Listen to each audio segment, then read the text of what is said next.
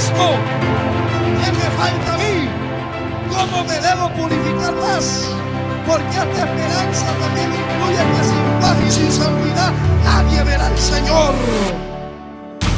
Necesitamos, hermano, que vuelva el temor a Dios al pueblo. Necesitamos que la iglesia retome esa identidad de santidad y pureza personal.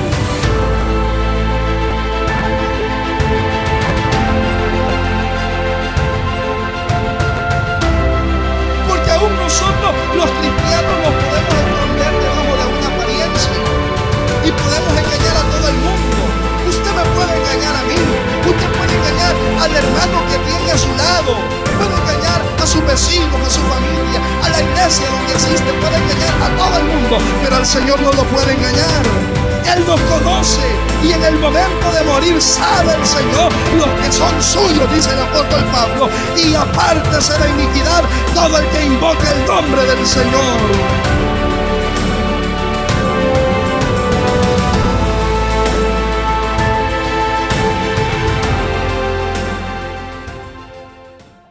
Está después del libro del profeta Daniel, para que nos ubiquemos más fácil.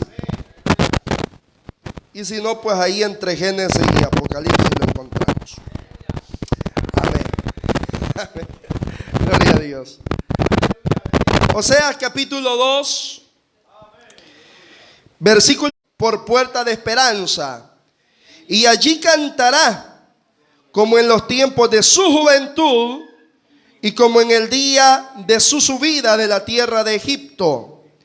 En aquel tiempo en aquel tiempo dice Jehová, me llamarás Ishi y nunca más me llamarás Baali, porque quitaré de su boca los nombres de los Baales y nunca más se mencionarán sus nombres.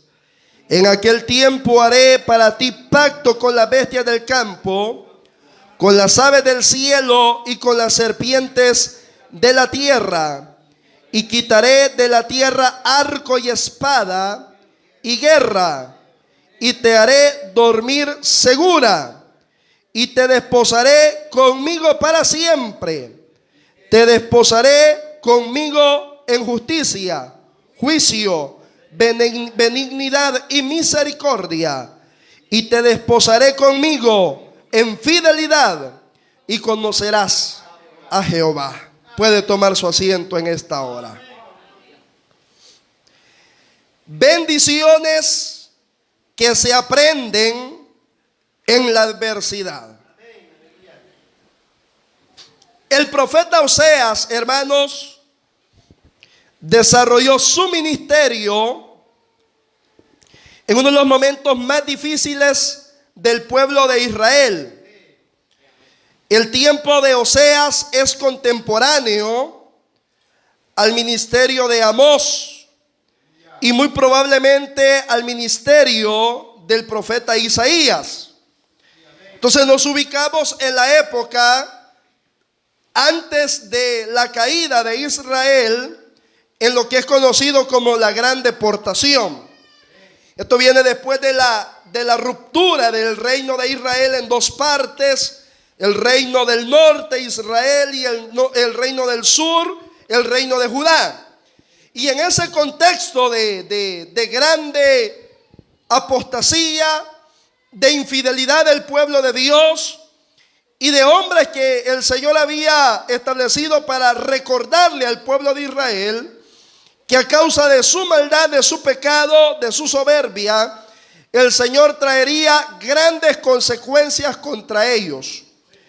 El problema es que todos los profetas hablan de estos momentos como algo totalmente negativo, como algo que representaría un castigo de Dios para el pueblo de Israel, y que añorarían ellos el socorro de Dios, pero ya no habría socorro. Muchos de estos profetas hablan del abandono total de Dios para el pueblo de Israel en estas condiciones.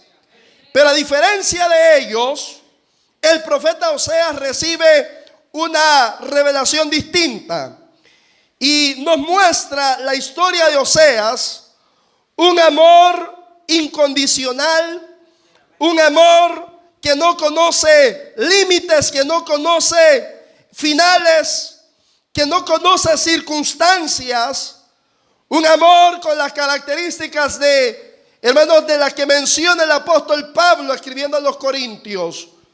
Un amor que todo lo soporta, un amor que todo lo cree, un amor que todo lo espera, un amor que no se envanece, que no es codicioso.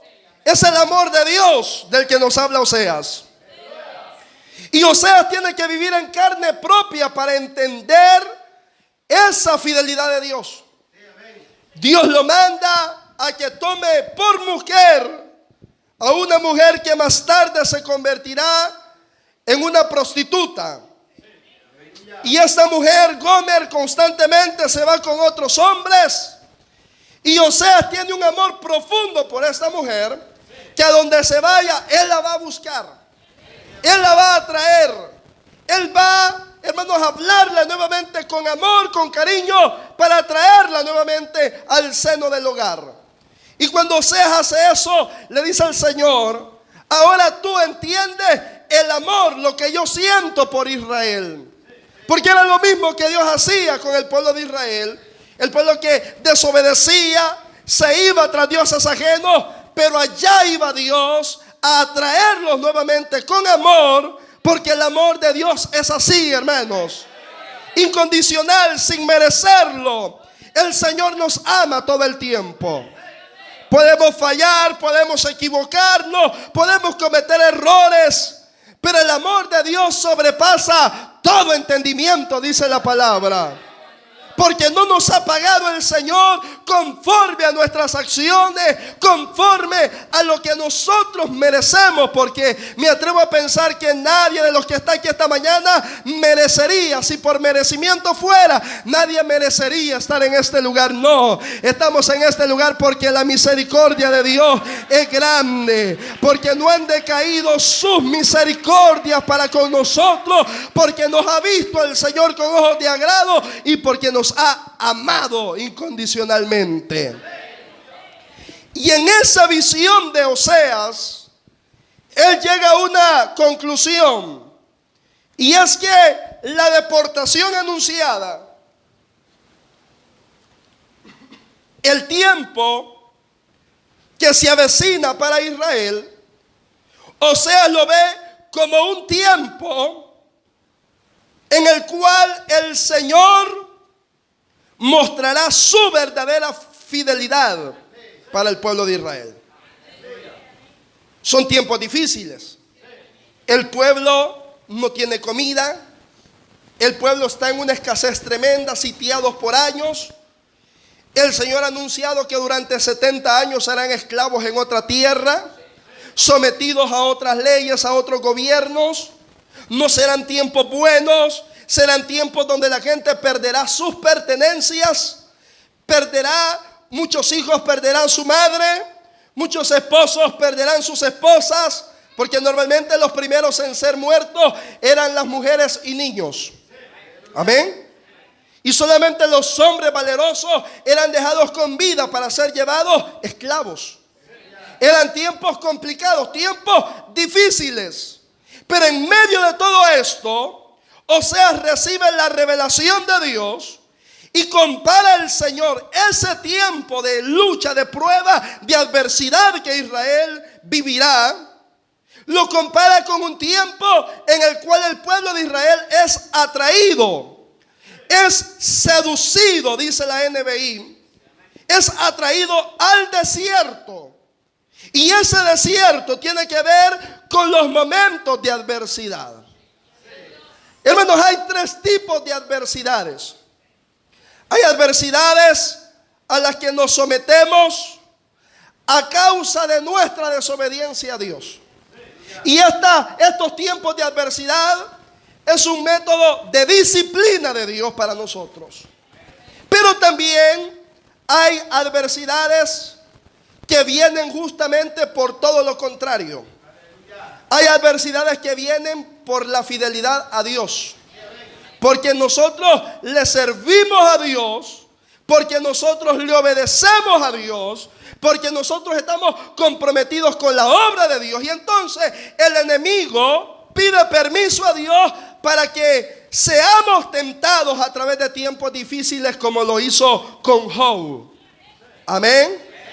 Pero también hay adversidades que vienen por la misma naturaleza, por la naturaleza del pecado, por una vida de una sociedad que cada vez más está separada de Dios. Y por eso vienen enfermedades, crisis económicas, problemas de tanto tipo. Pero es a causa del mismo ciclo, del mismo curso que esta vida lleva hacia adelante. Entonces yo no sé cuál sea la causa de la adversidad, de la dificultad, del problema que podemos estar atravesando. Pero lo que sí es cierto es que en cualquiera de estos contextos siempre hay cosas buenas que se pueden aprender en esos tiempos difíciles. Dice el Señor a través de Oseas: llevaré a Israel al desierto y en el desierto le hablaré a su corazón. La primer bendición que tenemos en tiempos adversos, en tiempos difíciles, es que en tiempos difíciles es cuando la presencia de Dios se valora. Amén. En los tiempos difíciles es cuando la presencia de Dios es valorada. El pueblo de Israel oía mucho ruido, tenían mucho ruido, tenían, hermanos, toda una vida resuelta, tenían situaciones económicas quizás muy bonancibles, pero dice el Señor: les voy a quitar todo eso porque eso ha hecho que se olviden de mí. Amén. Y los llevaré al desierto, y cuando ya no tengan nada, entonces ahí les voy a hablar a su corazón. Y es cuando Israel por fin reconocerá y valorará la presencia de un Dios que siempre estuvo ahí. No es que Dios no estuvo, no, Dios siempre estuvo ahí. El problema es que, como dice un dicho por ahí muy popular, y es cierto, nadie sabe lo que tiene hasta que lo pierde. A veces, hermanos, cuando estamos sanos, no nos congregamos. Tenemos toda la fuerza para venir y no venimos. Preferimos hacer tantas cosas. Amén. Dedicarnos en tantas cosas. Podemos venir, pero no venimos. Pero luego cuando llega, y yo he visto casos así muchísimos, cuando llegan los tiempos difíciles, es ahí donde decimos: hombre, ¿cómo quisiera tener fuerza para ir al culto? Pero antes las tuvo. Pero se da cuenta, es ahí, en el desierto, cuando la gente dice: quisiera ayunar. Pero ¿por qué cuando estaba bien no ayunó? Quisiera hacer esto, quisiera hacer lo otro. Entonces es en el desierto cuando valoramos aquellas cosas que muchas veces desperdiciamos, aquellas cosas que a veces despreciamos, aquellas cosas que no reconocemos por lo habitual que es, por lo acostumbrado que estamos. Pero cuando estas cosas nos hacen falta, es cuando verdaderamente nos damos cuenta de la necesidad que tenemos de Dios en nuestra vida. Eso es como cuando usted tiene mucha agua y usted la desperdicia. Tiene tanta que la tira aquí, hace esto, hace lo otro, tiene abundancia. Pero en el momento de la escasez, hasta la última gotita, hermano, se valora. Tal vez usted haya tenido la oportunidad de hablar con personas que han viajado a Estados Unidos por tierra, como decimos nosotros, y que han cruzado el desierto. Pregúntele a esas personas si es bonito caminar en el desierto. Y aquella persona que quizás, estando aquí en el país, desperdiciaba un poquito de agua, le tomaba la bolsa y lo demás la tiraba, ahí en el desierto, quisiera tener ese poquito de agua. Porque es en la necesidad donde se valora aquello que a veces no se reconoce. Hermanos, la presencia de Dios en nosotros debe ser valorada, debe ser estimada. El hecho de que no estamos solos, que tenemos un Dios que está con nosotros, que está a nuestro lado, que acampa alrededor de los que le pertenecen, de los que son suyos, eso debe ser motivo de gozo, de alegría, de agradecimiento, de reconocimiento, que el pueblo de Dios no está huérfano, que la iglesia del Señor no está sola, que tenemos la presencia y el acompañamiento de un Dios que es fiel y para siempre fiel. Dios es fiel, hermanos. Pero a veces no valoramos la presencia de Dios. No la valoramos. El pueblo de Israel, como ellos habían visto la gloria de Dios, ahora tenían casas, como lo dice a través del profeta Ageo, artesonadas, bien bonito. El pueblo se había enriquecido. Se les olvidó que habían venido por un desierto durante 40 años.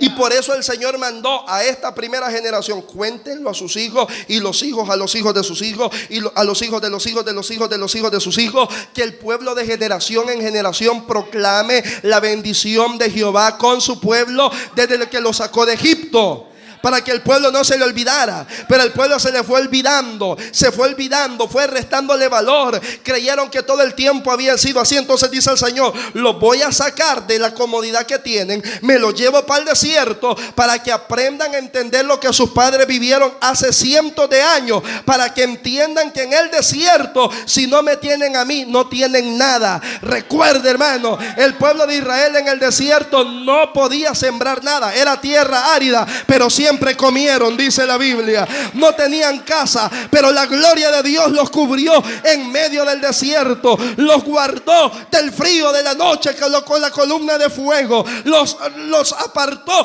de todos sus enemigos. En la obediencia, el Señor derribó, gloria al Señor, murallas enteras. Echó a correr ejércitos enteros con un pueblo que dependía únicamente de un Dios cuya presencia estaba en medio de ellos, y esa presencia garantizaba victoria y bendición para ellos. Mire, hermano, nos pueden hacer falta muchas cosas, pero si la presencia de Dios está con nosotros, estamos completos. ¿Cuántos lo creen? Estamos completos. Yo ayer le testificaba algo a mi hermano Jaime. Veníamos de camino de San Miguel. Yo creo que ya después, asustado, venía hermano Jaime por lo que yo le venía diciendo. El día jueves que yo iba para San Salvador, mi hermano Julio es testigo porque le mandé un mensaje a él. En ese momento estábamos platicando y le dije: yo creo que me voy a regresar porque el carro me está dando un problema. Y ni a mi esposa le he contado esto. Y cuando yo voy llegando ahí del desvío del Gavilán para allá, yo comencé a sentir algo extraño en el carro, que me traía un problemita de hace algunos días en la suspensión. Y cuando yo paso ahí al cerro partido del Gavilán, dije yo: me voy a regresar, porque en ese momento el volante comenzó él solo a girar, y dije yo: esta llanta como que ya se me va a destrabar. Entonces yo andaba de problemita y digo: me voy a regresar. Y hermano David sabe que cuando un carro deja problemas, está quieto. Entonces me detengo, me paro y dije yo: bueno, voy solo, humanamente, pues el Señor va conmigo. Y como yo he visto cosas, hermanos, de milagros que Dios ha hecho, yo he visto literalmente que Dios en mi familia, en mis padres, el Señor le llenó un chimbo de gas. El Señor se lo llenó. Eso yo lo vi. Yo he visto el Señor resucitar terneros, hermano. Oiga bien lo que le estoy diciendo. Mi papá dijo: yo he orado, dijo, por enfermos, gente enferma que se ha levantado. Y le dijo a la hermana: yo por terneros nunca he orado, le dijo, menos por terneros muertos. Pero la fe de aquella mujer era tan grande, y yo lo vi allá en medio de aquel potrero orando, mi papá orando por aquel ternerito, y el Señor lo levantó. Por la angustia de esta mujer que no tenía más patrimonio, hermano. Yo he visto a Dios hacer maravillas. Y yo ahí Señor, tú sabes que voy a hacer una obra, tengo que ir y pensando cómo hago, cómo resuelvo. Y dije yo, en fe, le voy a dar. Vine a dar la vuelta y regreso. El carro como si nada. Y pensé, pasara por San Miguel, dije yo, viendo a ver si mi papá me presta un carro para irme. Pero no, dije yo, para comprobar que el Señor ha hecho la obra, me voy a ir. Llegando a San Vicente, otra vez el ruido más fuerte, que yo pensé que me iba a dar vuelta en el carro. Me detengo otra vez y digo, ¿cómo hago aquí? Y otra vez ahí, hermanos, y esa oración fue todavía más específica. Y le dije al Señor, Señor, yo te pido, y yo creo que lo puedes hacer, de poner tu mano en este carro. Yo quiero llegar allá a San Salvador con bien. Quiero regresar con bien, por lo menos hasta San Miguel. Ya estando en San Miguel, Señor, si el carro pues me da problemas, pues yo siento que ya estoy casi en el patio de la casa y no hay problema. Ahí cualquier manera resuelvo. Pero yo te pido que me lleves con bien y que me traigas con bien. Y en fe voy a seguir adelante. Hermano, yo le digo, delante del Señor estoy. Desde ese momento, los hermanos que han andado conmigo en el carro han sentido algunos ruidos. Hermano David, que lo ha manejado, lo sabe también. Unos ruiditos que anda ahí la suspensión. Y cuando yo agarro el carro, la suspensión nítida, hermano. Nítida. Me hace un jaloneo el carro siempre para el lado izquierdo y yo lo pongo recto y dije yo en una recta en fe, lo voy a dejar ir, a ver, recto, hermano, alineadito. Y vea lo que hace el Señor. Y yo dije, ayer voy a salir temprano por cualquier inconveniente en el camino. Salgo casi poquito, sí, a las 6 de la mañana más o menos. Hermano, ningún problema, el carro, cabal. Y para testimonio, entrando a San Miguel me comienza a hacer el ruido del carro. Porque como yo no le pedí que me lo arreglara para siempre, yo le pedí que me trajera con bien.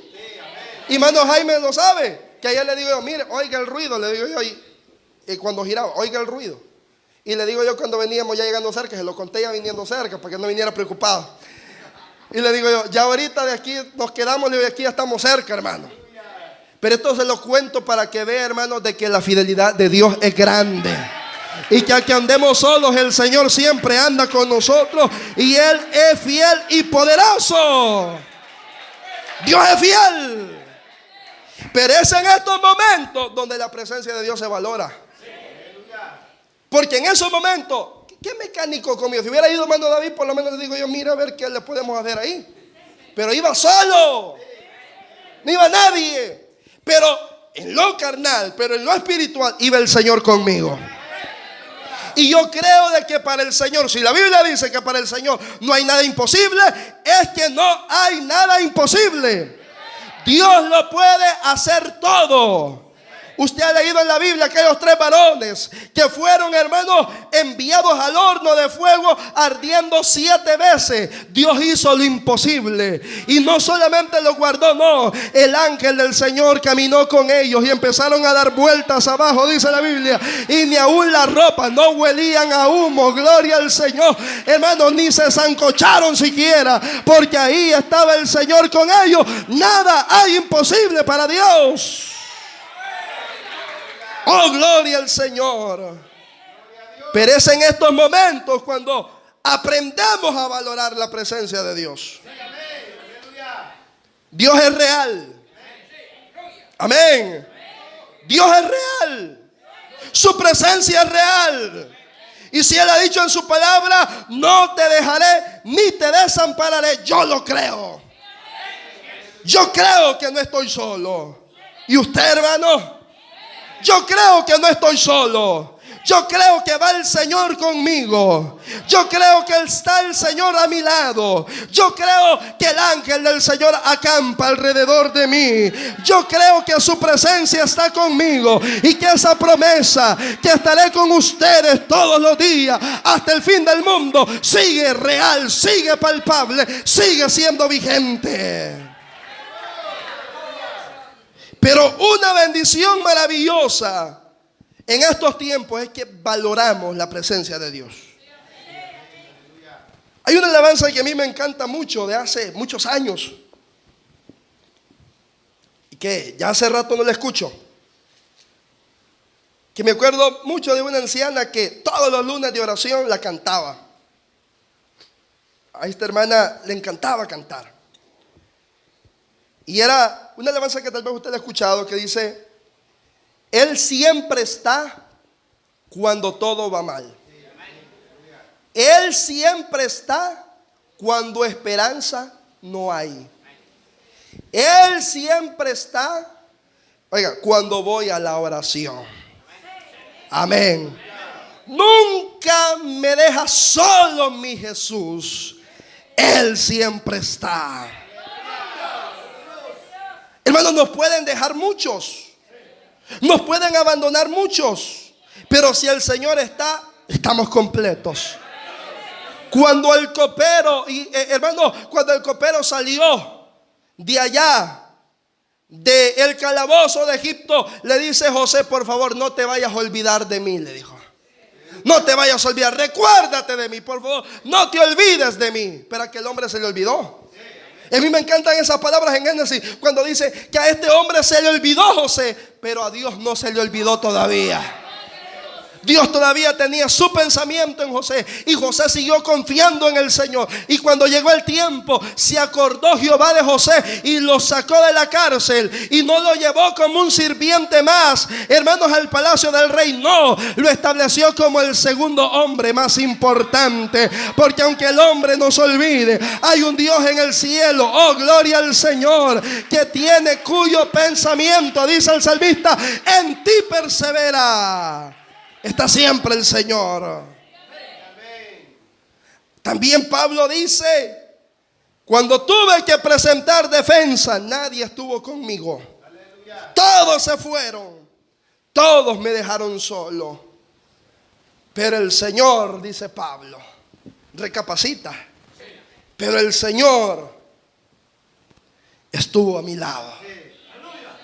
Pero el Señor estuvo conmigo. En estos momentos descubrimos que no estamos solos. Sáquese eso de la mente. En los momentos de dificultad no estamos solos. El Señor está con nosotros. Y la presencia de Dios es valiosa. ¿Cuántos lo creen? Lo segundo es que a pesar de que estamos débiles, esa misma debilidad hace un terreno fructífero para que el poder de Dios se perfeccione. No sé si me pueden mover ese microbús porque me está trasluzando.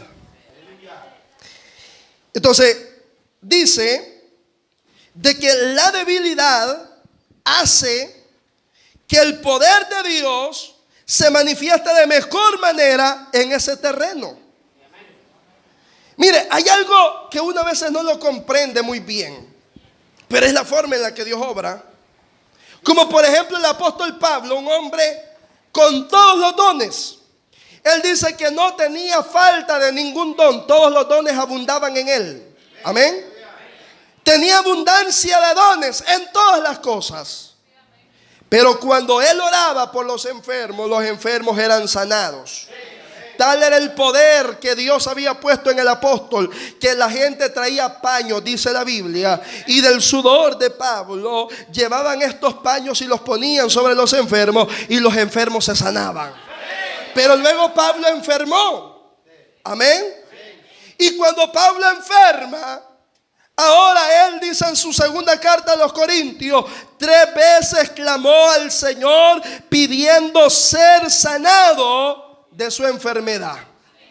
No sabemos, algunos dicen era problema de la vista, otros dicen problema en el estómago. No sabemos cuál era el padecimiento porque Pablo no lo dice. Amén. Pero lo que sí sabemos es que era un aguijón en su carne. Algo que era casi insoportable, porque Pablo lo ilustra diciendo que era un mensajero de Satanás que lo abofeteaba en la cara. Amén. Que lo bofeteaba. Y dice Pablo, 3 veces le he pedido al Señor que quite de mí este aguijón. Y las 3 veces me ha dicho el Señor, bástate mi gracia, porque mi poder se perfecciona en la debilidad. En la debilidad es el terreno para que Dios pueda operar. Hermano, ¿cómo yo sabría que Dios sana si nunca me enfermo? Amén. Si yo nunca me enfermo, ¿cómo sabría que el Señor sana? Si yo nunca padezco necesidad económica, ¿cómo voy a saber que tengo un Dios que provee? Si nunca tengo problemas, ¿cómo voy a conocer al Dios que resuelve problemas? Entonces, una de las bendiciones que vemos en medio de la adversidad es que en medio de esa debilidad es el terreno. Está preparado el terreno para que el poder de Dios pueda operar en ese momento de profunda necesidad. Y Pablo dice: por tanto, de buena gana me gloriaré más bien en mis debilidades, para que sobre mí repose el poder de Cristo. Porque cuando soy débil, entonces soy fuerte. Gloria al Señor. Dele esa palma fuerte al Rey del Cielo. Dios hizo cosas sorprendentes con Israel. La primera cosa maravillosa que Dios hizo fue ponerles un líder tartamudo. Amén. Porque cualquiera diría: bueno, Moisés habla así de bien y tiene tanta soltura porque es un hombre diestro. Amén. Pero no, era un tartamudo. Y cuando Moisés hablaba, se sabía que Moisés hablaba de esa forma, pero era porque Dios lo había escogido siendo débil para ser el líder de una gran nación. Amén. Dios usó a un hombre llamado Gedeón, que llevaba un ejército terrible, numeroso.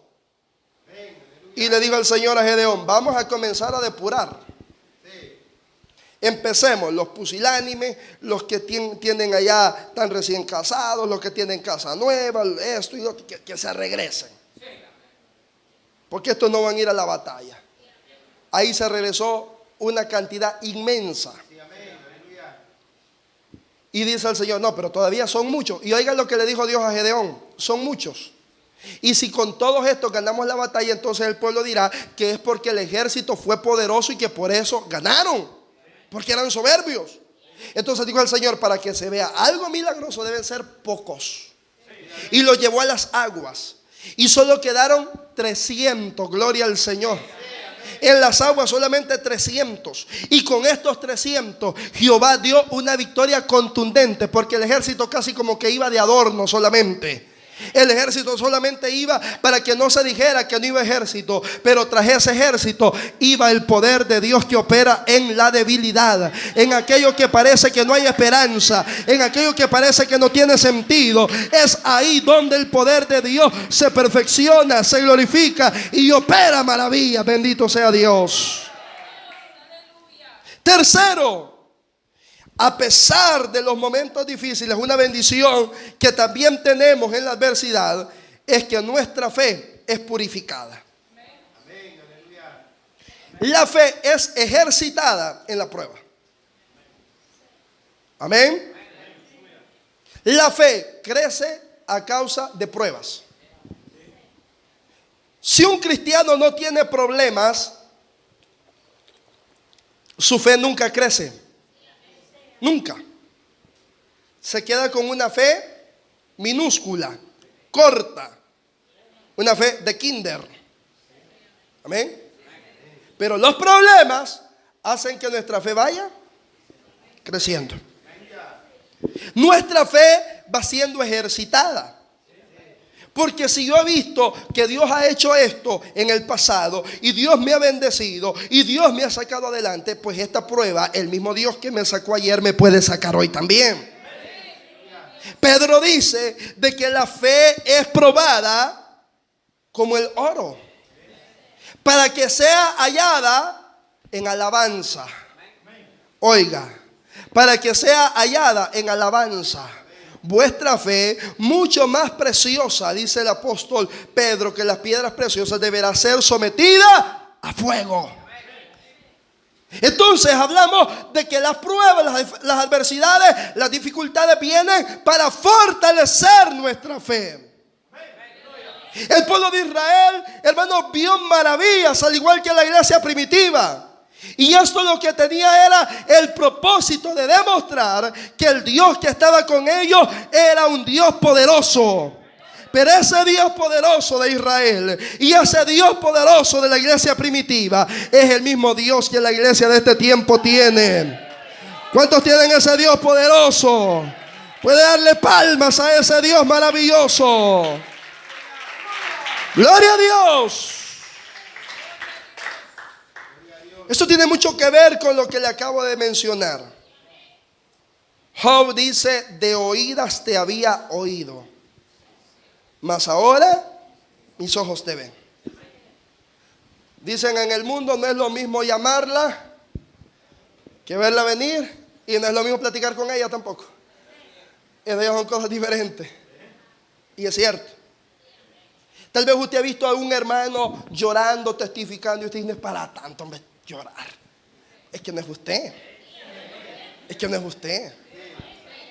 Porque como no es usted el que sufrió en la prueba, no es usted el que vivió todo lo que este hermano, lo que esta hermana padeció, lo que tuvo que sentir en su corazón a causa de esa prueba. Y tal vez sea algo pequeño, pero eso pequeño está marcando el corazón de esta persona, demostrándole el poder de Dios en su vida.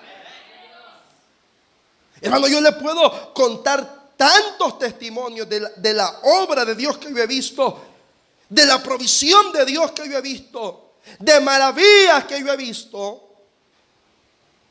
Tanto así de que yo siento de que hay cosas, hermanos, que cuando uno las comparte la gente puede pensar: este hermano, a ver en qué cuento leyó esas cosas. Porque la fe es una locura. Creer en las promesas de Dios, creer en lo que Dios puede hacer, hermano, lo llevas a hacer a uno a veces algunas locuras. Cosas que para el mundo puede ser algo peligroso, algo riesgoso, algo temerario. Pero cuando se trata de la fe es creer de que Dios lo puede hacer.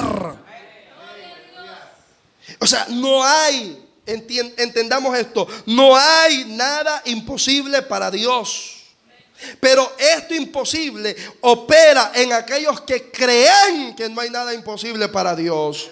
Porque la Biblia dice que para el que cree, para el que cree, para el que está seguro, para el que está confiado, para el que está asegurado en las promesas de Dios, para el que cree, todo es posible.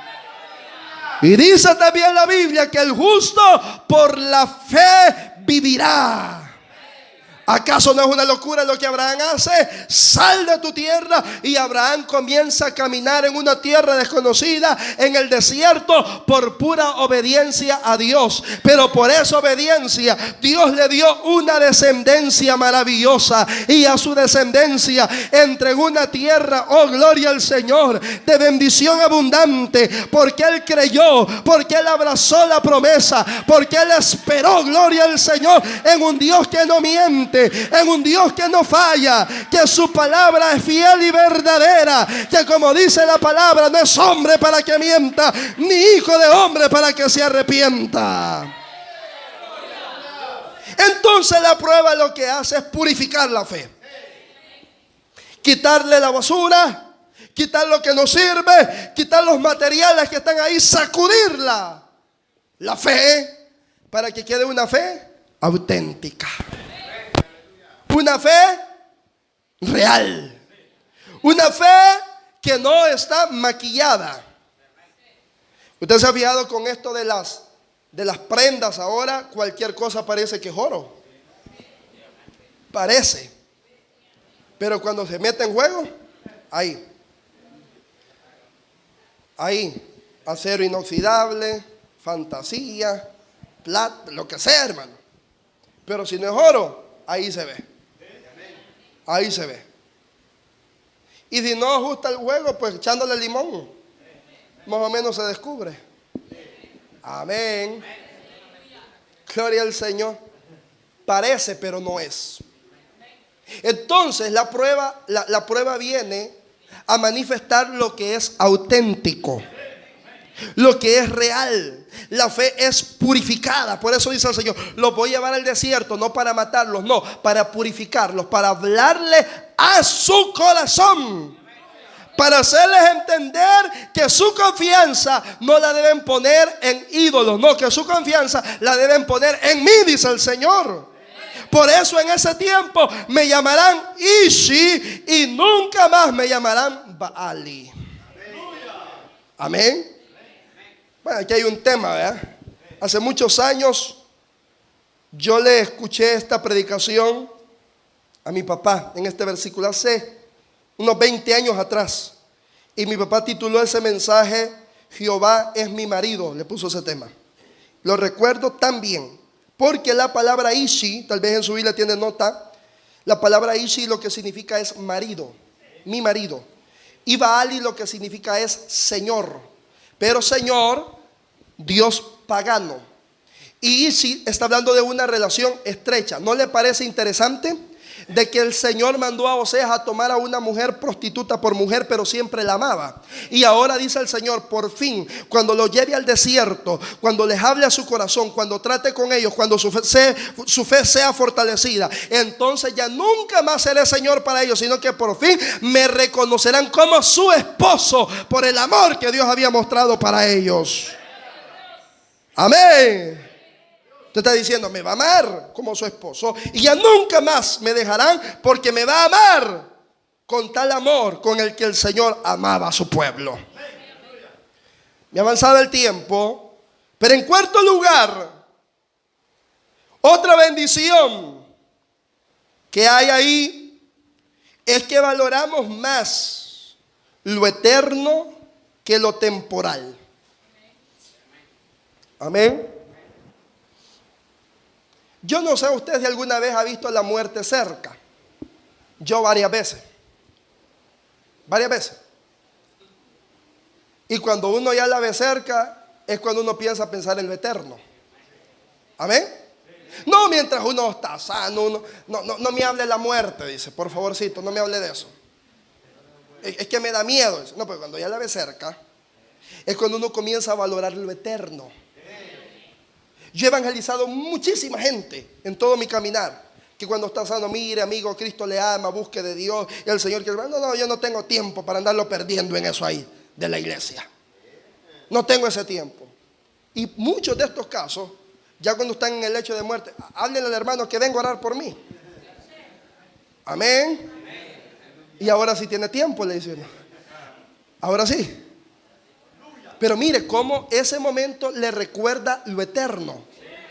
Porque estas personas no están buscando a Dios porque quieren servirle, no, ellos están conscientes que quizá ya va de camino. Amén. Pero lo están haciendo ¿por qué? Porque quieren asegurar, entre comillas, su vida eterna. Yo esas cosas, y yo le he dicho a la iglesia muchas veces y lo vuelvo a mencionar. Yo eso de que mire, levante su dedo, que levánteme la mano, que ciérreme un ojo, que tuérzame la boca si usted quiere recibir a Cristo. Yo eso como que no, hermano, porque no tengo sustento bíblico para eso. La Biblia no dice eso. La Biblia dice que debe confesar. Amén. Que si creyeres en tu corazón y confesares con tu boca que Jesús es el Señor, dice, y creyeres en tu corazón que Dios le levantó de los muertos, serás salvo. Porque con el corazón se cree para justicia, pero con la boca se confiesa para salvación. Y alguien dice, sí, pero es que mire, el ladrón en la cruz. Sí, pero el ladrón en la cruz es la única oportunidad que tuvo. Amén. Es la única. Pero cuando nosotros hemos tenido oportunidad tras oportunidad, oportunidad tras oportunidad, no la podemos despreciar. La iglesia del Señor debe estar pensando todo el tiempo en lo eterno y no en lo temporal. Porque a veces estamos pensando en el hoy solamente, en mañana solamente. No, pensemos en nuestra vida eterna.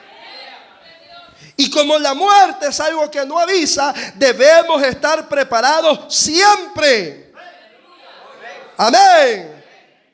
No pensar solamente en eso cuando hay un diagnóstico, cuando estamos mal. No, pensemos que nuestra vida está fundada en el Señor y que el único seguro de vida que tenemos es estar agarrados de las promesas del Señor. Que aunque tengamos que pasar aflicciones temporales, aflicciones momentáneas, dice Pablo, esto no es comparado con la gloria venidera que en nosotros ha de manifestarse. Entonces, la bendición que nos trae la adversidad, en cuarto lugar, es que comenzamos a valorar lo eterno. Job dijo: murieron mis hijos, no importa. El ganado, no importa. Las casas, no importa. Incluso la esposa, no importa. Pero yo, dijo Job, sé que mi Redentor vive. Lo eterno. Yo sé que mi Redentor vive y que con mis ojos he de ver a Dios. Y aunque esta carne el diablo la quiera deshacer, que la deshaga. Y aunque se vaya el polvo y se haga polvo también hasta mi piel, que se haga polvo, pero del polvo el Señor me levantará. Y con mis ojos he de ver a Dios, aleluya. Esa es una vida que piensa en lo eterno, una vida que piensa más allá de esta vida terrenal, una vida, hermano, centrada en aquello que tiene el verdadero valor, es la eternidad con Cristo. Tiene tanto que no lo valora. Pero el que tiene poco, lo valora. Como la hermana que tiene 15 pares de zapatos y, ay, no, es que ninguno no me gusta, no me combinan. Aquel que tiene un solo par, agarra esos zapatos y, gracias Señor por estos zapatitos que me has dado. Porque son los únicos que tiene. Y no hay más, pues, y con todo combina. Amén. Entonces, la prueba trae en nosotros un corazón agradecido, humilde. Y como que uno cuida más, vean. En la escasez cuida más. Hay abundancia, arruinado, hay que se arruinen de ahí más, dice. Amén. Pero cuando hay poquito, hay que cuidarlo. Porque si no los cuida, se queda sin nada. Amén. Entonces debemos nosotros entender que esta es una bendición. Que muchas veces el Señor nos lleva a la escasez para que seamos agradecidos, hermano. A veces llevamos una vida tan cómoda, con tanta abundancia, con tanta bendición, que hasta se nos olvida ser agradecidos con el Señor. Comemos, nos saciamos y a veces ni decimos gracias Señor por esta tortillita que me voy a comer. No es cierto que se ha perdido esa práctica en la iglesia.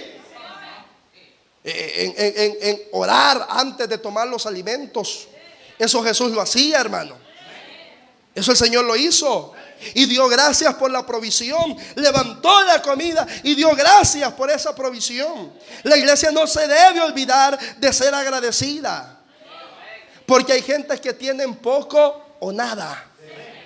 Y tal vez usted, hermano, por lo menos hoy al regresar de este culto, algo, aunque sea una tortillita con sal, pero hay algo que ir a comer, hermano, al regresar.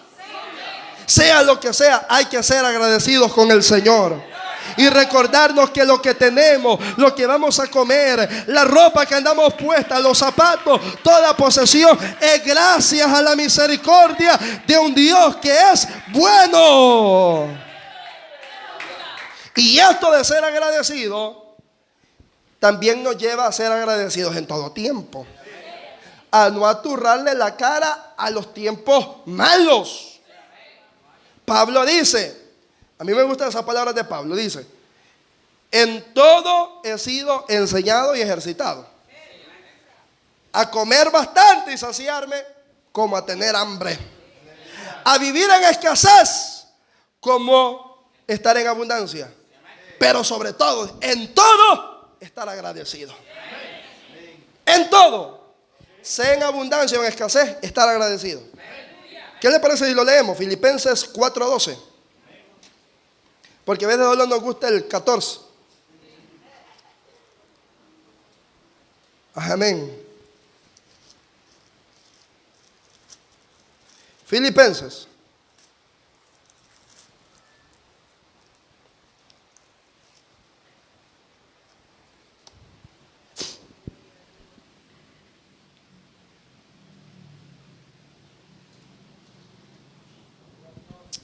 ¿Lo tenemos? Bien, vamos a leer desde el versículo 11. No lo digo porque tenga escasez.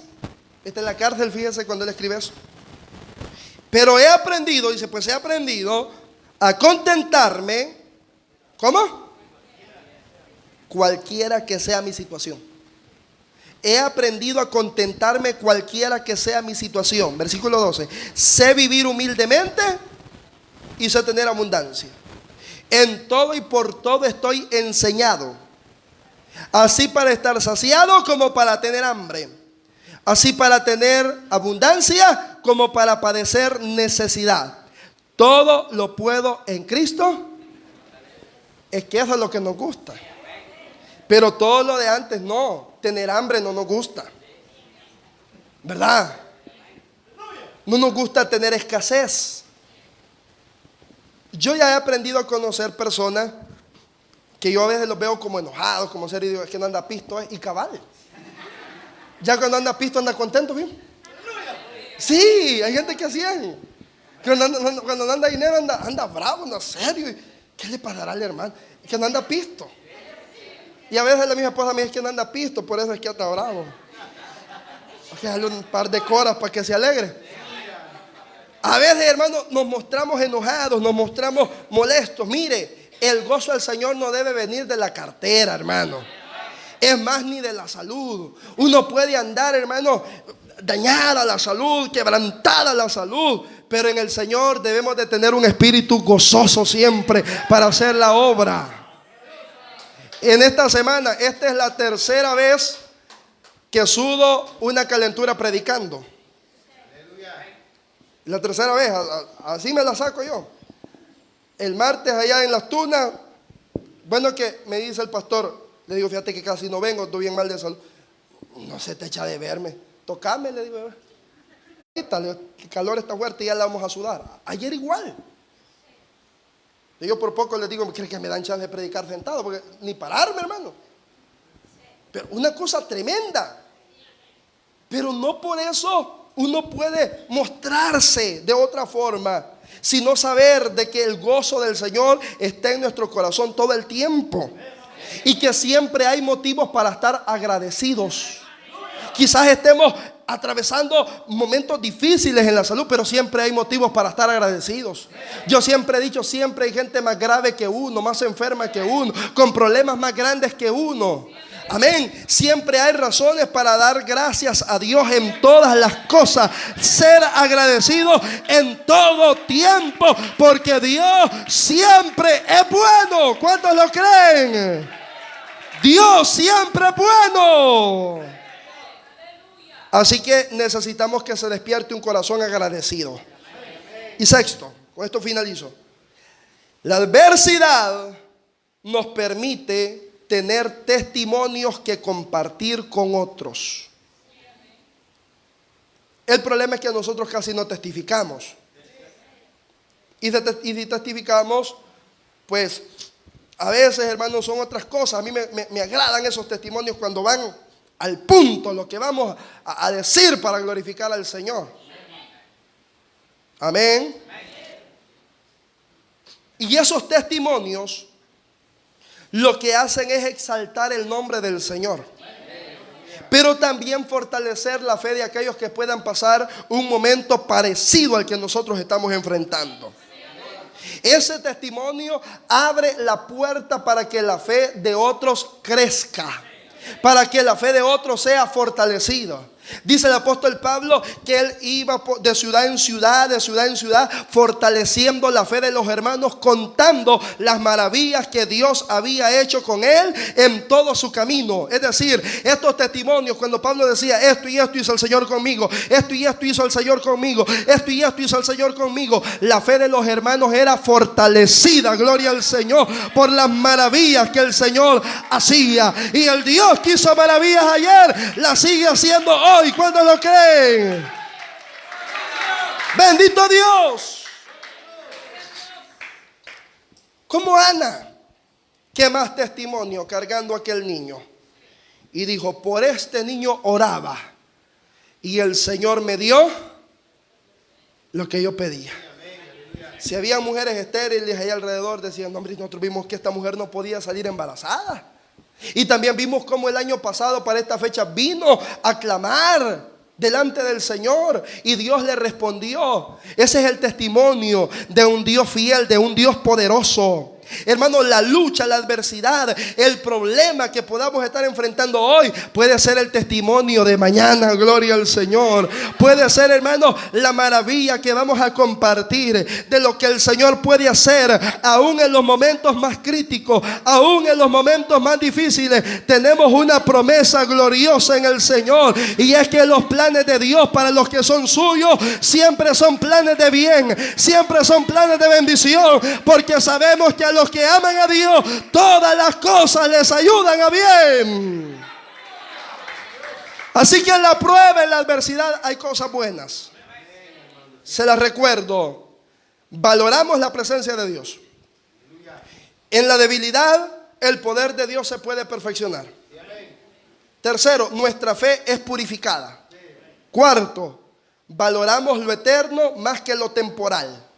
Quinto, despertamos un corazón agradecido y humilde.